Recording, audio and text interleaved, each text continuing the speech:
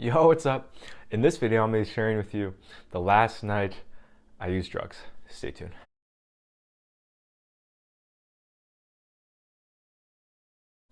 Welcome back to another episode here at Sobriety University. This channel is designed to help people navigate their sober journey and get through some of the ups and downs with living a clean life. So today I'm going to be sharing the last night I used marijuana. And I think remembering our story is kind of an important part of our getting sober process. And I know I'm going to remember it to the day I die. And I think maybe people that have also gotten sober can attest to this as well, just how it's, even though in the moment it may feel super painful and almost traumatizing, it's a really special thing, and it's something that we're going to remember again until the day we die, because it's just like a big moment where we start to really change our lives for the better. And so, yeah, I welcome you to put down your comment in the comments below what your last night of using was, and get some conversations sparked going there. I'm sure there's some hilarious stories. And so, yeah, let's just dive right in. So I was really into pot. That was my main drug of choice. And the last night I was using, I've been trying to quit up to that point, kind of slowly, like going like days off. So it was like a nice gradual build. However, I was still using it, and something super traumatic happened about 2 months prior to that kind of got me thinking, okay, I really need to start quitting. And I'll definitely share that in another video. So that experience, that traumatic experience, what you'll understand when I share it, that it was probably like a normal person would have been like, all right, yeah, I'm gonna stop using now after this.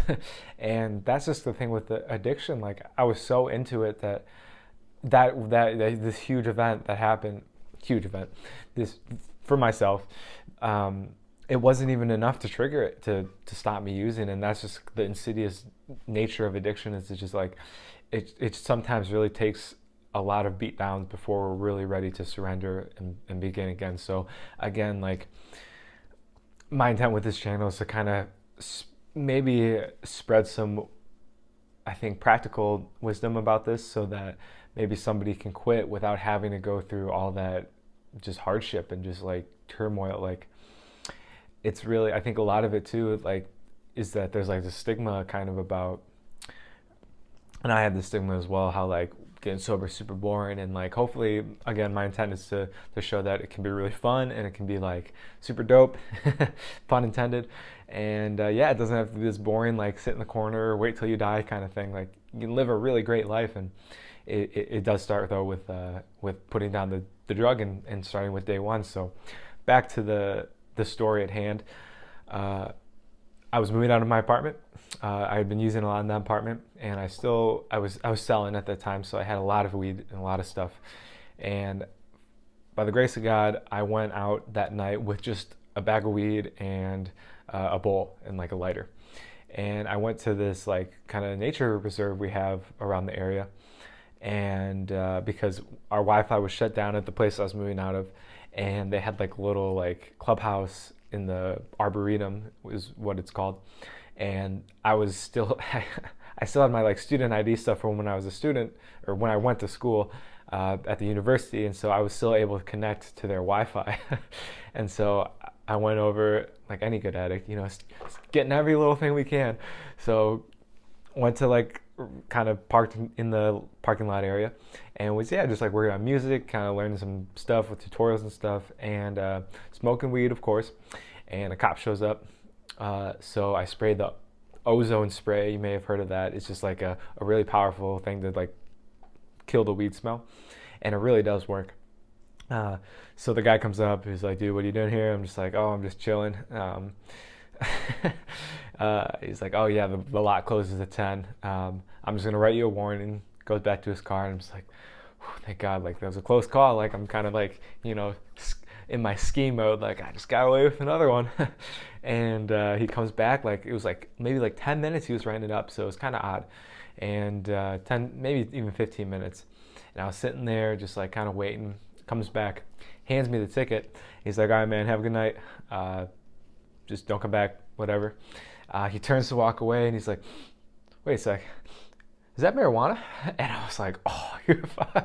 You're kidding me, bro. Like, I was literally like, it was like a kind of a divine, like, uh, just coincidental moment where I couldn't ignore the signs anymore. Like, I got away with so many things, big and small, like throughout my whole life. And this was like, I think the universe kind of saying man, like no more. Like I'm not letting you get away with another one of your sneaky extracurricular activities.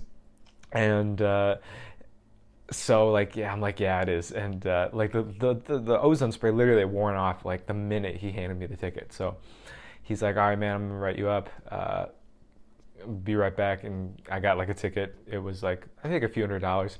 And in that time though he was writing up the ticket, I was just in total panic mode because obviously I was smoking a lot, so I had a lot of paranoia. Maybe paranoia is something that you can relate with if you're currently using or just can remember that it's a big part of drugs.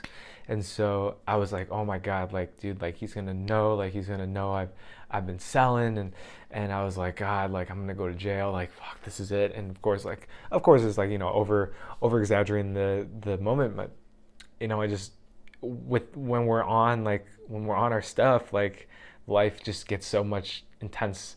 It just is very intense. And so, and of course we can all relate that we just don't really have the best grasp of reality when we're really stoned or really effed up. And so yeah, I was just like freaking out, and I almost had like a flash moment of my life where I was like, I like felt like I was like, I'm like, okay, I accepted it. I'm like, I'm gonna go to prison. And I was just like imagining being in prison and being like, man, I wish I would have just quit using. And he comes back, gives me the ticket, and drives away. And I was like, oh my God, like I'm not going to prison. Like, holy shit, this is my second chance at life. And I think maybe you guys can relate as well. Like, that's that moment where we really decide, like, okay, I'm in it for the long haul, is when we have that moment where it's like, I get a second chance. Like, I'm not gonna die. I get to live again another day. Holy shit. Like, wow, like I'm not gonna freaking squander this opportunity. That's for damn sure. And so that was just like, again, the big wake up where I was like, okay, like the universe just said, like, man, like I've let you get away with a lot. You finagled me a few times, and I'm okay with that. Now though, like next time, if you don't quit, and of course this is kind of all in my head, it may, so I'm not going to get into the whole like, was it a divine like spiritual like intervention or something? Probably, and maybe not at the same time. That's the paradox of life. Both things can be true.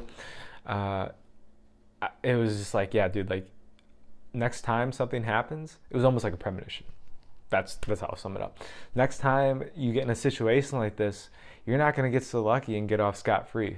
And so that was a real like warning, like, okay, dude, like, yes, I'm done. I'm quitting. I'm good. And then I haven't used since. And so it was a real wake up call. And I would just invite you to be aware of those in your own life when you, no matter what you're going through, or if you're not in even an addiction, just kind of, the universe is always giving us nudges, or God, or however you want to put it, Jesus, Spirit, Buddha, is always giving us nudges in things we need to let go of. Because I think to me, like life is just all about letting go of what's not truly in the best interest for us, in the best interest for others, what's going to fulfill us, and what is dysfunctional. So again, like the universe is kind of always trying to push us out of these things where we don't belong anymore. And this was just a great example of that, of just being in a situation for so long and having just like a real like moment of like, dude, you're out. Like, please just stop. And again, look for that in your own life, because a lot of freedom can come when we start to say like, okay, wow, like I'm in this relationship that's really dysfunctional and make me feel miserable all the time. I kind of don't want to do this anymore. Or maybe, man, I'm watching movies every night. I'm addicted to Netflix. Frick, I just want to like go to bed on a good time and wake up and feel energized for the day. Boom, that's like a universal sign. Many other things too, like, oh man, like I feel so sick because I just ate like crap again. Like I want to feel good and lose the weight. Like and it's just like the sooner we can recognize that those are signs that we need to be going towards Like we can't, it's a sign that we can leave this pain today. And the sooner we can recognize it, the sooner we can feel the joy and the freedom we want to experience. That it does take time though. So I will say, like, again, I got just super hyped about that. We got to balance that with giving ourselves like some grace as well, and recognizing that it will take a few of those experiences before we do recognize it.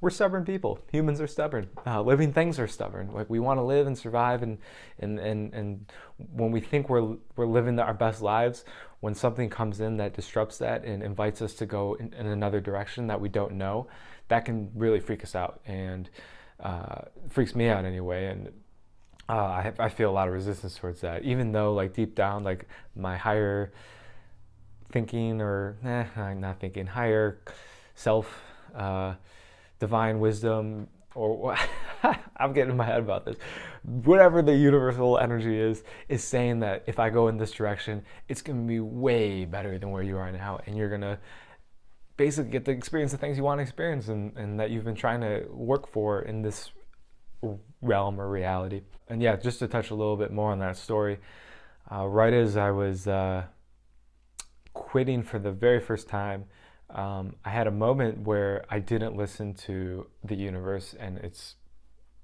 message. So it was when I was still using, and I had a phone that I was using to make illegal transactions with. It was just like one of those phones, like a track phone. And I lost it, and I was like, what the, like, the cop, again, bad. Of course, I was paranoid as hell, so I was like, the cops have it. They know they're gonna be tracking us down. We're all going to jail. They're gonna come kill me. Fuck. And I was on a run that day, just try to, like, get out of my anxiety. And I had this moment where I was just like, I stopped mid-run and was just like, universe, like, I will quit dealing if you just do not let anything happen. I promise. I promised. And I kept dealing, and it was almost like the traumatic thing that happened after that was almost like a punishment, maybe. It was a consequence of not fulfilling the promise I made, and it caused a lot of pain to myself and to others. And so that was, again, another wake up that when I say I'm going to do something, I'm going to do it, because the consequences of not are quite dire sometimes. And so, yeah, guys, appreciate anyone who's listened to this video. Best of luck in your journeys. Again, feel free to comment below on what experiences you've had. Again, something special about getting clean is one day you'll get to tell your story, and get to see how far you've come, and really talk about it, like, just like this. Like, it's almost like you're just like reading a book. It's so different. It's so different being separated over time from the experiences and the addiction. And so just keep that in mind as you're going forward and trudging through. You will overcome your addiction. I know it. If this guy can do it, so can you. And yeah, again, just made a loving kindness meditation. Feel free to give that a download in the link below. Also, we just launched our website, so feel free to check that out for one-on-one coaching, where we can just kind of dive deeper, in a personal setting on and making an action plan to start getting clean, and setting some goals that we can attain without too much struggle. Again, some people can't right away go right into the big scenes of, like, the recovery community, where there's, like, lots of people in a room. Like, it can be really a bit too much sometimes, I understand.